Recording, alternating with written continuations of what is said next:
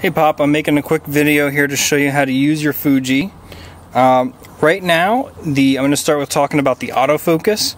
So right now it is in single point autofocus mode, which I don't know if you can see, but there's a little square right here in the center. And when I hold down the shutter button, it turns green when it's locked focus. So what I can do if I want to move that square around is press down on the little 4-button pad here. And that makes it a box that I can move around using the arrow pads here. So now, if I move it down to this area on the car and touch the shutter, it'll focus there.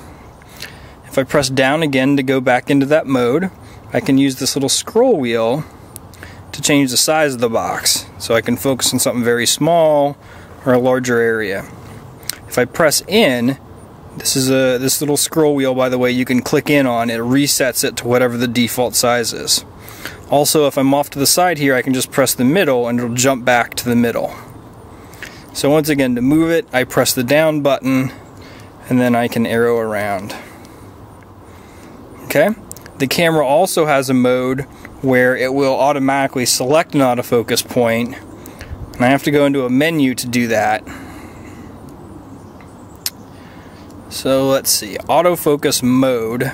In fact, let me try this. There's also a Q button here. This is your quick menu. So let me talk about that. When I go in the quick menu, we can arrow around and change some different settings. So mostly the ones you're going to be concerned with are this one down here, which again I can scroll between options. So this is single point, and if I scroll with the wheel, it puts it into area. So now the camera is just going to automatically pick which autofocus point. Oh, maybe I didn't choose that setting. Let me try that again. I'm going to hit the Q menu, and then I'm going to scroll. Now let's try it. I have no idea what the fuck it's doing. Hang on. Is it just always trying to pick the center here? Oh, there we go. I guess just because it's a faraway subject, it just defaults kind of to the center. But, in any case, so quick menu, and you can scroll to change the setting. Here's where you can scroll to change self-timer to 2 or 10 seconds or off. Really, those are basically the quick menu settings you're probably going to use most often. You can change if you want to go from fine. These are your JPEG settings or RAW. These are your film simulations. So this simulates Provia, Velvia, Astia. And this is just sort of negative high, negative S. So negative high is high contrast. This is soft contrast. And then there's some various black and white modes. So this is black and white with a yellow filter, red, green, sepia tone, or just back to standard. So you can play with those, but that's changing the JPEG processing and how it's going to save the file. What else to tell you? So of course you have auto exposure, autofocus lock, auto exposure. There's some different buttons. Not going to play with those probably a whole lot. You can hit the drive button and you can choose continuous shooting, auto exposure bracket, so it fires off 3 pictures in a bracket, ISO bracketing, film simulation bracketing. Probably not going to play with a lot of these images, panorama or movie mode. So yeah. What else? You can push this button if you want the flash to pop up.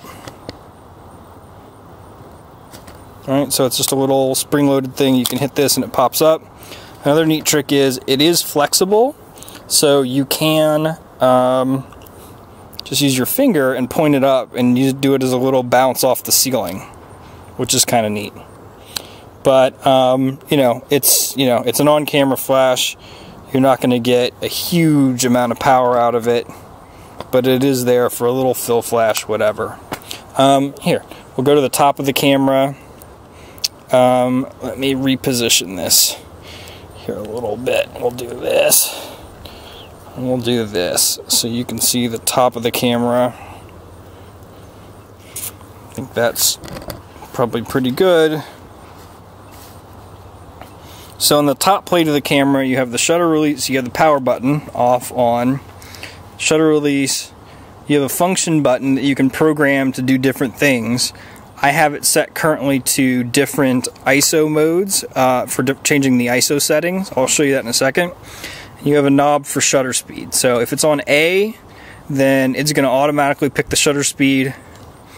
Here you can choose different shutter speeds. Here's exposure compensation. So if the camera is metering, if you have it in any sort of an auto mode and it's metering and it's overexposing, then you can dial in one stop. You know, if it's underexposing, you can dial in that much that much compensation to brighten the image. I'm sure you're familiar with that. Pretty straightforward. If I turn the camera a little bit here so we can see the lens. So of course you have a zoom ring. Just recompose my shot here a little bit for the video. You have a zoom ring, so 18 to 55. You can see here that the side of the lens has, so if it is in this mode on this switch, that means that you are in aperture priority, so you're choosing your own aperture. So this ring is you can hear it click, this is the aperture adjustment ring. And on the back of the screen, it'll show you what your current aperture is. If you move this to the A, then it is going to pick the aperture automatically. So if you have that in A, and then you have the shutter speed dial set to one setting like this, then you're basically in shutter priority mode. And if you have them both set to auto, then you're basically in program mode, if that makes sense. So there's no dedicated mode dial on this camera. It's just determined by, you know, what settings you use on the different dials. So if everything is set to A, you're in program. If you set it to this, then you can change the aperture manually.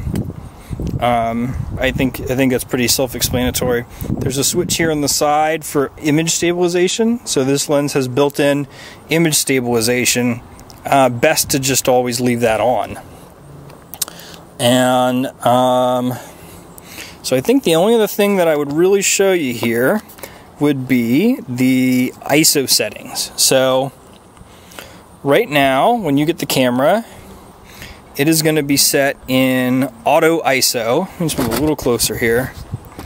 It is going to be set in auto ISO, okay, which will let it choose the best ISO. If you push the function button, you get this little menu and you see that you're in auto, right? 200 is the lowest default, there's the lowest real ISO this sensor can do. If you choose 100, it'll work for JPEGs, but you cannot save RAWs that way. So anyway, best to just leave it in ISO right now. So if I'm in this, let me just go back here real quick. Push the function button, it's on auto. You can see here that there's a little arrow showing you there's more options to the right, so I'll press the right button. And here we can see the default sensitivity is 200, so that means it's going to start off at 200 and then step it up if it's dark. You can set the max sensitivity. Now generally this sensor delivers very clean results to 6400. So I'm going to tell it to automatically pick between ISO 200 and 6400.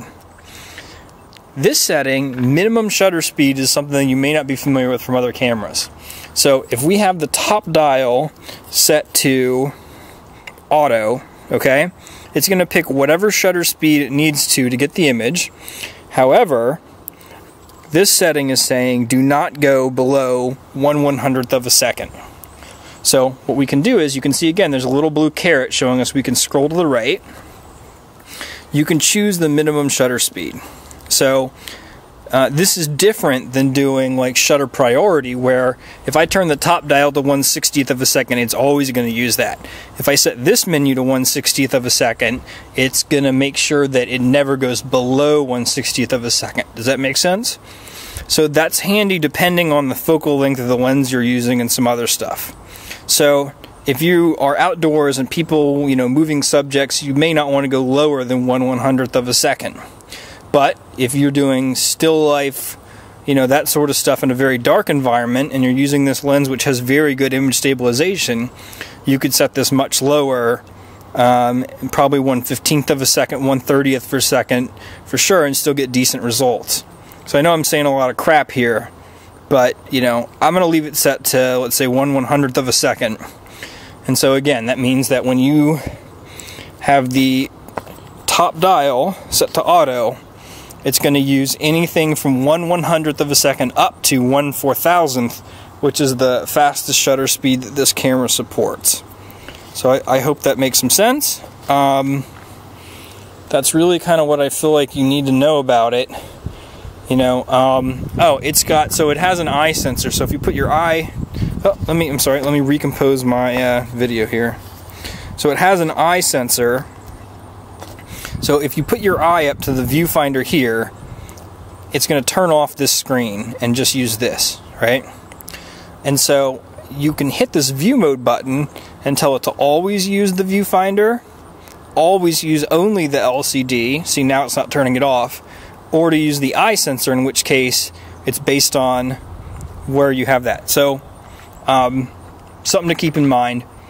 Sometimes the screen will turn off if you're accidentally standing a little too close to the camera. I mean, it's not doing it here. I have to get pretty close.